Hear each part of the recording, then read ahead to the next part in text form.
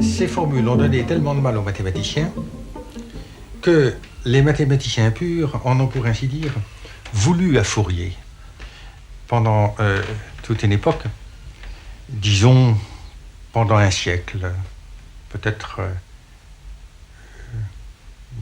1860-1960. Et ils en ont voulu de ce que Fourier avait semblé considérer comme évidentes, des choses qui, au fond, étaient tellement difficiles à démontrer.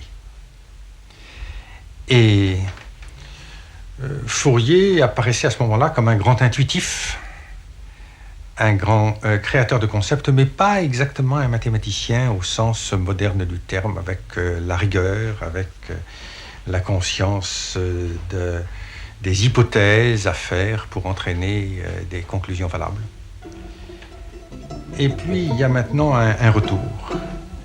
C'est-à-dire que Fourier apparaît un novateur, non seulement dans les concepts qu'il a introduits, mais même dans son approche des mathématiques. L'analyse de Fourier, les séries de Fourier, les transformations de Fourier, vous trouvez ça partout. Vous trouvez ça dans l'exploration du ciel, l'astrophysique, vous trouvez ça dans les télécommunications, même dans la prospection pétrolière. Et vous trouvez ça lors même de cette émission, dans la synthèse des sons. Je pourrais parler longuement de la chose, mais ce n'est pas mon propos principal. Alors passons au chapitre suivant, c'est Fourier et son temps. Fourier dans son temps. Fourier, c'est un pur produit de la Révolution française. Il a été élève à l'école normale de l'an 3, où il a suivi les cours des plus grands savants de l'époque. Il a suivi l'un d'entre eux, Monge, lors de l'expédition de Bonaparte en Égypte. Il a été secrétaire de l'Institut français d'Égypte. Quand il est revenu en France, et ça a été toute une histoire, Napoléon l'a fait préfet de l'Isère. Et puis, après la Restauration, il est devenu secrétaire perpétuel de l'Académie des sciences. Il y aurait tout un film à faire sur la vie de Fourier, et là non plus, je ne peux pas m'attarder. Alors, chapitre 3, la théorie analytique de la chaleur. De quoi est-ce qu'il s'agit? Eh bien, à l'époque de Fourier, on discutait de la nature de la chaleur. Était-elle due à un calorique semblable aux éléments chimiques et dont la propagation serait responsable pour la propagation de la chaleur? Ou bien toute autre cause? Et Fourier ne se prononce pas, mais il dit, quelle que soit la cause de la propagation, voilà comment doit se propager la chaleur. Et il fait ce qu'on appellerait maintenant un modèle mathématique de la propagation de la chaleur. Et ce modèle est si pertinent que c'est l'équation de Fourier, encore utilisée par les ingénieurs et les physiciens. Et voilà ce qu'il en fait au départ. Il dit, regardons comment va s'établir l'équilibre des températures dans un corps que je vais porter d'un côté à la température de la glace fondante, d'autre côté à la température de l'eau bouillante. Et il prend un corps relativement simple, limité par un plan horizontal, par deux parois verticales, comme vous le voyez sur la figure.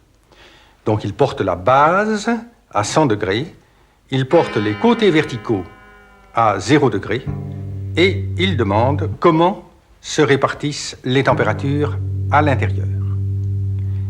Et il fait là une théorie surprenante.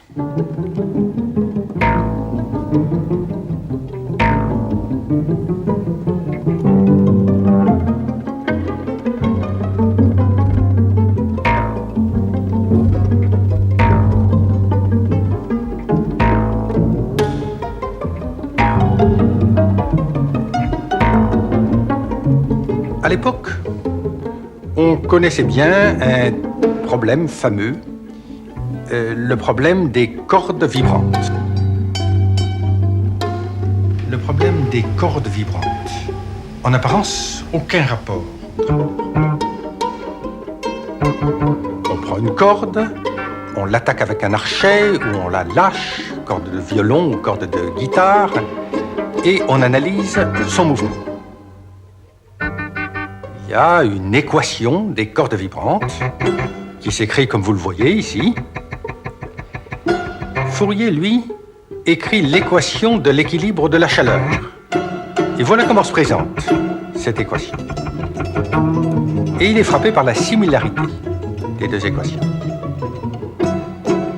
Et il adopte pour l'équation de la chaleur une méthode qui était assez naturelle pour l'équation des cordes vibrantes, chercher des solutions particulières.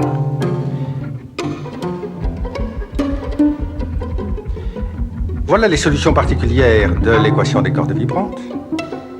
Sinus x cosinus t, peu importe exactement ce que ça veut dire, hein? C'est un produit d'une certaine fonction de x et d'une certaine fonction de t. Et puis, pour l'équation de la chaleur, sinus x et puissance y. Bon, qu'est-ce que ça veut dire exactement? Encore une fois, un produit d'une fonction de x et d'une fonction de y. Mais il y en a d'autres, des solutions. On peut écrire aussi sinus 2x cosinus 2t. C'est une solution de l'équation des cordes vibrantes. Sinus 2x et puissance moins 2y, c'est une solution de l'équation de la chaleur. Et on peut remplacer 2 par 3, par 4, par tout ce qu'on veut. Et puis ensuite, on peut combiner. On fait des combinaisons linéaires de tout cela. Et puis ensuite, on peut passer à la limite et obtenir ce qu'on appelle des séries. Chapitre 4.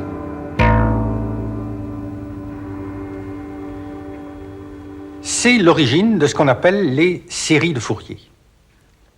Pour traiter le problème que j'ai indiqué, l'équilibre de la chaleur dans le solide limité par un plan horizontal et des parois verticales, Fourier a un coup de génie tout à fait extraordinaire.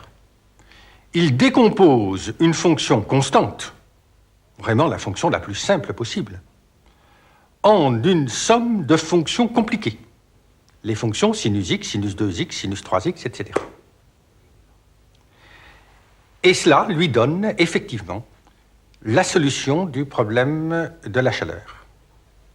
Et ensuite il dit: j'ai décomposé la constante sous forme d'une série de sinus. Est-ce que je ne pourrais pas décomposer n'importe quelle fonction? Et alors il écrit comment on peut décomposer n'importe quelle fonction. Et il cherche des coefficients, qu'on appelle maintenant des coefficients de Fourier. Eh bien, ces coefficients, ça réalise ce qu'on appelle l'analyse, analyse d'un signal, analyse d'une fonction, et puis la façon de reconstituer la fonction à partir de la série, ça s'appelle la synthèse. Et une bonne partie de l'analyse de Fourier, ça consiste en ce dialogue entre l'analyse et la synthèse. Ça a donné du travail aux mathématiciens parce qu'il fallait éclaircir ce que ça voulait dire une fonction générale. Il fallait éclaircir ce que ça voulait dire une intégrale. Il fallait éclaircir ce que ça voulait dire une série. Et les séries de Fourier se trouvent être ainsi, au cours du XIXe siècle, à l'origine des notions les plus générales de l'analyse mathématique.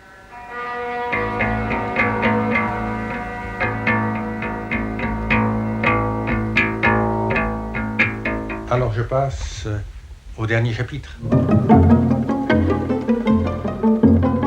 Je voudrais maintenant montrer leur usage dans une circonstance spéciale, élaborée vers les années 1870 par le mathématicien allemand Karl Weierstrass.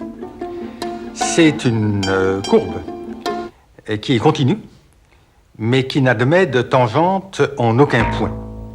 Ça a été considéré comme une monstruosité à l'époque, mais maintenant, c'est presque un modèle de fractal. Les fractales, ce sont ces objets de configuration extrêmement irrégulière, mais dans lesquels les mathématiciens introduisent une certaine régularité. Et Weierstrass construit cette courbe à l'aide d'une série de Fourier. Et comment voit-on que c'est une courbe qui n'admet de tangente en aucun point? Eh bien, une bonne manière de le voir, c'est de prendre la partie de la courbe qui se trouve dans un petit rectangle que vous voyez dessiné ici. D'agrandir le rectangle de telle façon qu'il devienne un carré. De regarder la courbe que vous obtenez à ce moment-là. Elle n'est pas la même que la courbe de départ, mais elle lui est très voisine. Elle a la même apparence. Vous répétez sur cette nouvelle courbe ce que vous venez de faire sur l'ancienne. C'est-à-dire que vous zoomez de façon de plus en plus précise ce qui se passe au voisinage d'un point de la courbe. Et vous obtenez toujours la même allure. Eh bien, c'est l'ancêtre de ce qu'on appelle maintenant les changements d'échelle qui sont si importants en physique. Et c'est l'ancêtre de la théorie des fractales.